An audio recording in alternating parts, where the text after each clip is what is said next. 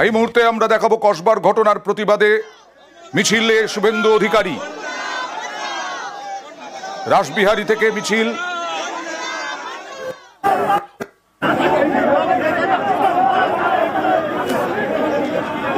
রাসবিহারী থেকে কসবা মিছিল,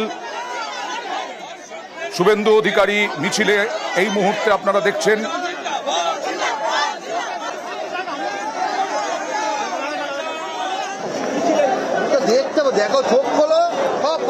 কসবার ঘটনার প্রতিবাদে মিছিলে হাঁটছেন শুভেন্দু অধিকারী।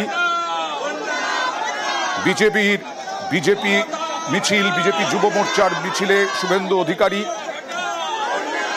হাইকোর্টের অনুমতিতে এই মিছিল এবং কসবায় যে নির্যাতন, যে গণধর্ষণ, তার প্রতিবাদে মিছিলে শুভেন্দু অধিকারী।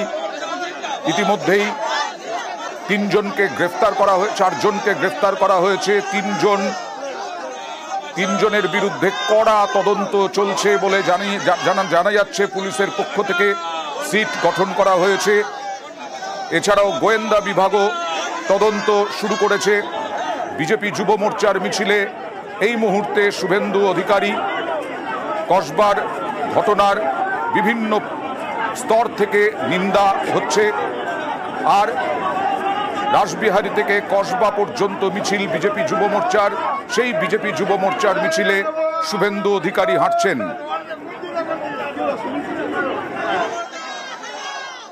গণধর্ষণের প্রতিবাদে মিছিলে শুভেন্দু অধিকারী।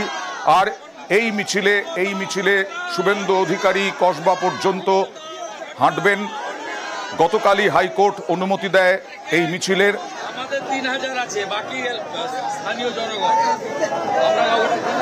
3000 বিজেপি কর্মী সমর্থক নিয়ে মিছিলে হাঁটার অনুমতি দেয় হাইকোর্ট, এবং সেই অনুমতি সাপেক্ষেই রাসবিহারী থেকে কসবা মিছিল। কসবার ঘটনার প্রতিবাদ মিছিল বিজেপি যুব মোর্চার, আর সেই মিছিলে শুভেন্দু অধিকারী, মনোজিৎ মিশ্র, সাহেব, প্রমিত মুখোপাধ্যায়, এই তিনজন অত্যন্ত প্রভাবশালী। তদন্তকারীরা জানিয়েছেন আদালতে, যাতে কোনো রকম ফাঁক গলে বেরিয়ে না যেতে পারে এই 3 অপরাধী, ভয়ঙ্কর অপরাধী এই 3। মনোজিৎ মিশ্র যথেষ্ট প্রভাবশালী।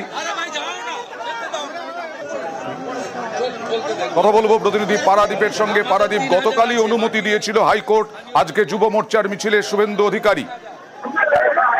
একদমই এই মুহূর্তে কিন্তু রাসবিহারী এভিনিউ, পূর্ব নির্ধারিত যে ভেন্যু বা জায়গা, সেখান থেকে শুরু করে রাসবিহারী মোড় থেকে শুরু করে ইতিমধ্যে সুরক্ষা মিছিল, যার নেতৃত্বে রয়েছেন রাজ্যের বিরোধী দলনেতা শুভেন্দু অধিকারী, সেই মিছিল কিন্তু ক্রমশ গড়িয়াহাটের দিকে অগ্রসর হচ্ছে এবং কোর্টের যে আদালতের গড়িয়াহাটের দিকে অগ্রসর হচ্ছে এবং কোর্টের যে আদালতের যে বেঁধে দেওয়া শর্ত, সেই শর্তাদি মেনেই আজকে এই মিছিল করার কথা। যদিও যে পরিমাণ মানুষের এখানে জমায়েত হয়েছে, তাতে শুভেন্দু অধিকারী যেটা বলছেন যে আমরা 3000, যে শর্ত ছিল যে 3000 বেশি কর্মী বা সমর্থক বিজেপি রাখা যাবে না, আমরা সেই 3000 কর্মী রেখেছি, কিন্তু বাদ বাকি যারা, তারা সাধারণ মানুষ, তারা যেহেতু বাংলায় রাজ্যে যেহেতু কন্যারা সুরক্ষিত নয়, তারা তাই আজকের মিছিলে স্বতঃস্ফূর্তভাবে যোগদান করেছেন। এবং যেমনটা কোর্টের আদালতের শর্ত ছিল অয়ন, যে বেলা 1টা থেকে বিকেল 5টার মধ্যে এই মিছিল শেষ করতে হবে, যেমনটা মেনেই কিন্তু ঠিক 3:20 এই আজকের কন্যা সুরক্ষা যাত্রা শুরু হয়েছে। এবং এই কন্যা সুরক্ষা যাত্রা ক্রমশ গড়িয়াহাট হয়ে কসবা কলেজের ঠিক বিপরীতে যেখানে সভা মঞ্চ করা হয়েছে, সেখানে প্রতিবাদ সভার মধ্যে দিয়েই আজকের এই কর্মসূচি শেষ হবে। ইতিমধ্যে আমরা যে ছবি দেখতে পাচ্ছি যে প্রচুর মানুষ, প্রচুর বিজেপি কর্মী সমর্থক, তারা কিন্তু যত মিছিল এগোচ্ছে তত তাদের মানুষের সংখ্যা বাড়ছে। এবং একদিকে যেমন রাজ্যের বিরোধী দলনেতা শুভেন্দু অধিকারী রয়েছেন, এবং তার সঙ্গে যেহেতু আজকে এই মিছিলের উদ্যোক্তা বিজেপি যুব মোর্চা, তাদের সভাপতি ইন্দ্রনীল খাঁ। বেশ কিছুক্ষণ পরে আবার তোমার সঙ্গে যোগাযোগ করব। এবার অভিজিৎ চন্দ্রর কাছ থেকে জানবো। অভিজিৎ, বিকেল 5টার মধ্যে সবটা শেষ করতে হবে, হাইকোর্টের এই নির্দেশ রয়েছে, অনুমতি এই সাপেক্ষে দিয়েছে হাইকোর্ট। এখন মিছিল কোথায় আছে? এই মুহূর্তে অয়ন ট্রায়াঙ্গুলার পার্কও ছাড়ায়নি মিছিল। এখনো পর্যন্ত যা পরিস্থিতি, সবে মাত্র লেক মল ছাড়াচ্ছে মিছিল। ফলে কিভাবে যে বিকেল 5টার মধ্যে এই মিছিল একদম কসবা ল কলেজের বিপরীতে গিয়ে শেষ হবে, বা সেখানে গিয়ে তারা সভার প্রস্তুতি রয়েছে, সেই সভা হবে তা নিয়ে যথেষ্টই সন্দেহ রয়েছে। কারণ এই এখনই বাজে প্রায় 4:30 বাজে, এবং এই রাসবিহারী এভিনিউ মোড় থেকে কালীঘাট রাসবিহারী মোড় থেকে কসবা ল কলেজ হচ্ছে 4 কিলোমিটার 400 মিটার। এই এতটা রাস্তা, এই নিশ্চয়ই আমাদের নজর থাকবে এই মিছিলের দিকে।